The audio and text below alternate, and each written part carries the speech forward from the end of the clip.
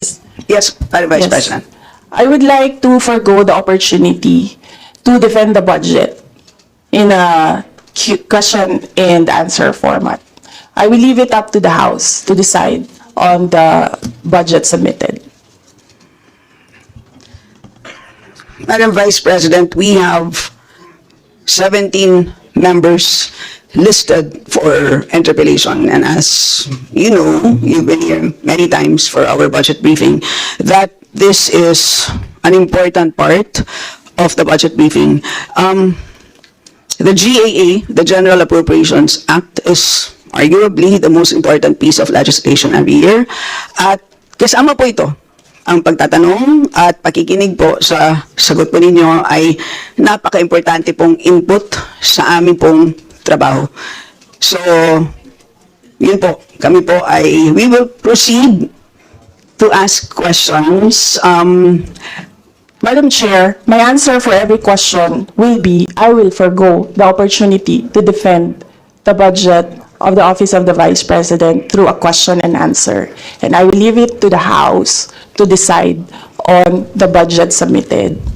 So, magsasayang tayo ng oras ito, paulit-ulit yung sagot. That is acceptable to us.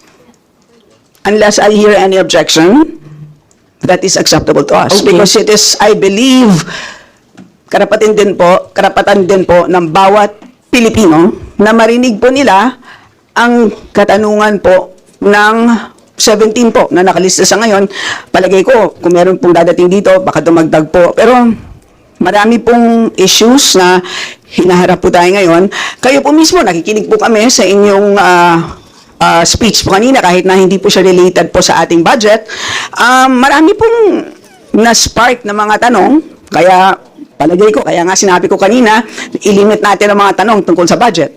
So, yun po. So, kung kayo po ay binigyan po namin ng pagkakataon na i-share po ang insights, kami po ay magsasabi din po ng aming mga katanungan. So, with that, the Deputy Minority Leader, Madam Franz Chair. Castro, may now proceed. With all due respect, I will not Madam Chair. repeat my question every time, my answer every time there is a question. May I seek permission that every time there is a question, that is my answer. Madam Chair, I will call you and you can do as you please, Madam Chair. But I will recognize you. Okay.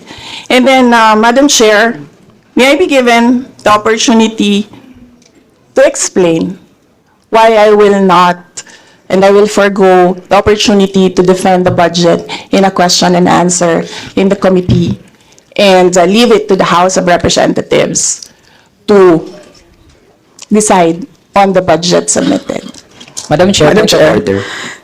Kasi po tapos na ang presentation time kanina, so that was the opportunity for the resource person para magsalita. So now we have formally entered the interpellation period. So mas mainam po na pakinggan na ng Vice Presidente ang tanong ng ating mga House members. Tama po. So, the Chair agrees with the Honorable Chair. Manuel. Excuse me, We will Madam Chair. proceed with the question and Excuse me, Madam Chair. Wait or order. please wait to be recognized, sir. So, we will proceed That's why at this point point. of order, Madam Chair. And what is your point of order? May we know the rule on which your point of order is based? The Honorable Bautista, may we know the rule on which your point of order is based? Because the Vice President already manifested that Kindly, sir, present the rule so we can rule accordingly. What is the rule on which your point of order? What is the point of order first and the rule on which this is what's the based? point of order also of Congressman Raul? If you will question Yes. me, my point of order, you have to also to question the point of order of Congressman Raul. So we will make the Honorable Manuel repeat his point of order and the rule because this is clear based on the rules that we approved during our first hearing relating to the budget. So please repeat that.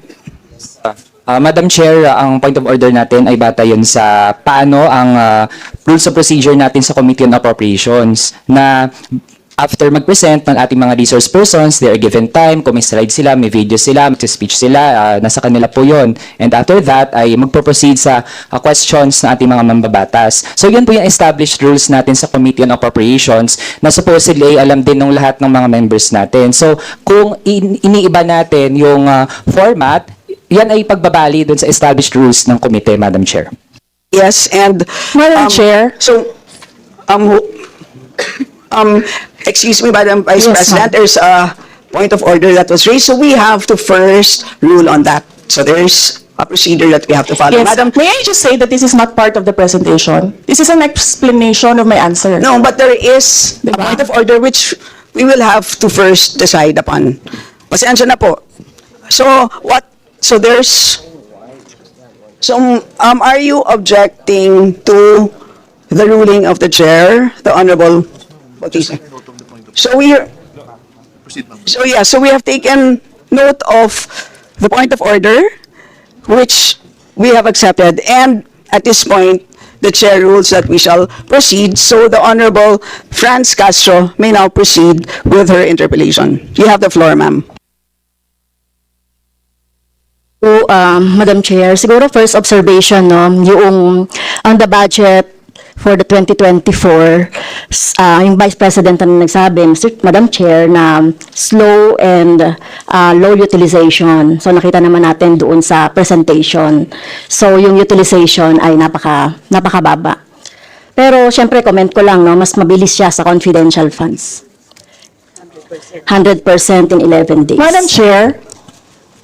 So, Madam Chair, so according to the utilization of the confidential and intelligence fund submitted by the COA to us, no, so we have here surveillance and monitoring.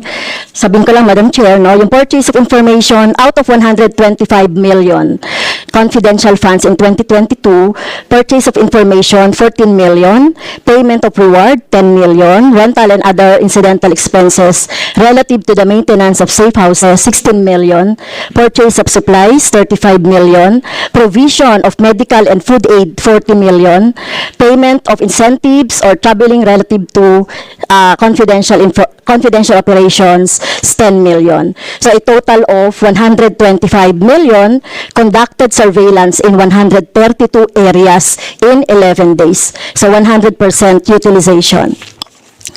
Madam Chair, I have also here a report about the notice of disallowance. According to the notice of disallowance, the COA disallowed 73,287,000 out of 125 million confidential funds used by the OVP in 2022. So this is 58.63% of the 125 million. So can you confirm, the Vice President? Madam Vice President. Madam Chair, since you allowed her a snide comment, you will allow me a snide comment as well. So my question Diba? is, Madam- can you yes. confirm? Yes. Yeah, okay. Diba? Okay. Yes, Madam Chair. So, Before you proceed, may I remind both our guests and our resource You should have persons reminded her to when she said the refrain line, diba? I called your attention, Madam Chair. You did not recognize me. So, ngayon, sasabihin ko na, if you allowed her that, you allowed me a snide comment as well. I don't recall hearing a snide comment, Madam Vice President. Ang snide comment, that's a matter of judgment. So please proceed with your... Secretariat, Madam proceed, Chair, ma'am, I would like the with your- Secretariat to repeat the first 3 lines of the comments. well, a point of order, Madam Chair. Point of order, Madam Chair, kasi parang... So let's please proceed with the Yeah. answer. Point of order, Madam Madam Chair, kasi parang siya yung nagpe-preside eh. Yes, Siya that's yung talaga ang nagpe-preside buhay, ma'am. Kasi inuutusan Madam mo Vice yung President. Secretariat natin sa Committee on Ganyan Appropriation. talaga. Yes. Alam mo, So, ano, order, diba? So, please. Yes. okay, thank you, Madam Vice Chair. President, please proceed with the response. There's a question. Please proceed with the response. Madam Chair, I do not understand bakit a person convicted of child abuse is still sitting in a seat Point of the order, House of Madam Chair, ito yung sinasabi Representatives. natin na dinadivert ang usapan sa ating budget hearing. Kung nagawa po niya yan sa Senado, Madam Chair, dapat hindi natin yan pahintulutan dito sa Kamara. You allowed her a snide comment and then you will not allow me Please wait a to be snide recognized. comment? Excuse me, our members and our guests. I warn please, you. Please wait Don't to go be to this rabbit acknowledged. Please wait to be acknowledged before you speak. Okay, so at this point, Honorable Manuel. Yes, Madam Chair.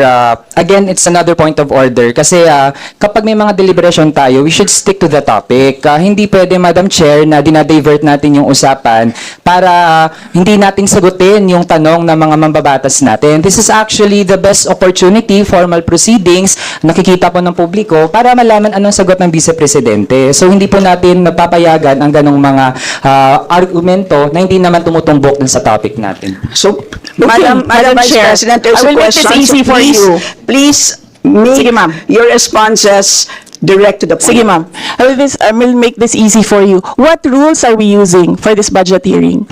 We have our rules. Yes, ma'am. Adopted by the Committee on Appropriations. Right, okay. We searched for that rule. So, we only found the general rules. So, we have a copy of the rules for the budget hearings. Well, as far as I'm concerned, mas importante ang rules para sa amin. Kayo po, ang kailangan nyo lang marinig is yung acknowledgement for you to begin to speak. Yun lang po ang pinaka-importante para sa guests. Sa totoo lang po. Yes, ma'am. So, ang pinaka-importante, yes, you may proceed. At saka po yung adjournment, yun lang po. Yung termination po, yun ang pinaka-importante lang po. For the rules, yun ang ay importante para sa members. But we may provide the copy to you. Yes, ma'am. So please So, proceed and answer the May we question. request a copy? Yes, yes, absolutely. But Yes. please, there is a question. And do you want us to repeat the question? And we will not penalize you on the time. I don't You can repeat the facts from the notice of disallowance. I don't need the repeat of Honorable the Franz. question. Yes, Honorable Franz Castro, you may repeat your question on the notice of disallowance, I believe. Yeah, tama, Madam Chair. So according to COA, the notice of disallowance is amounted to 73,287,000 out of 125. At ito po, Madam Chair, yung mga breakdown ng mga disallowed na mga na mga purchases. So reward payment of 10 million, payment of rewards, various goods 34.857 million, payment of rewards, medicines 24.93 million, tables, chairs, desks, computer and printers 3.5 million. So ang question, Madam Chair, so yung letter A, B, and C, so nakita naman natin nandoon yung sa joint circular. How about yung ito, how about yung mga tables, chairs, desktop, computer na umabot po ito sa 3.5 million. So pwede bang maipaliwanag kung bakit ito pinurchase, Madam Chair? Madam Vice President. Madam Chair, I still request for the rules of the budget hearings. Okay, Vice President. gusto mo sagutin ko, ma'am. Yes, Madam. This is a hearing of the budget of 2025. Nasaan dito ang confidential funds?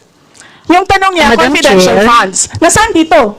Honorable Madam Chair, Franz, you may ito yung proceed. continuing, continuing questions pa natin noong 2024, during the last budgets.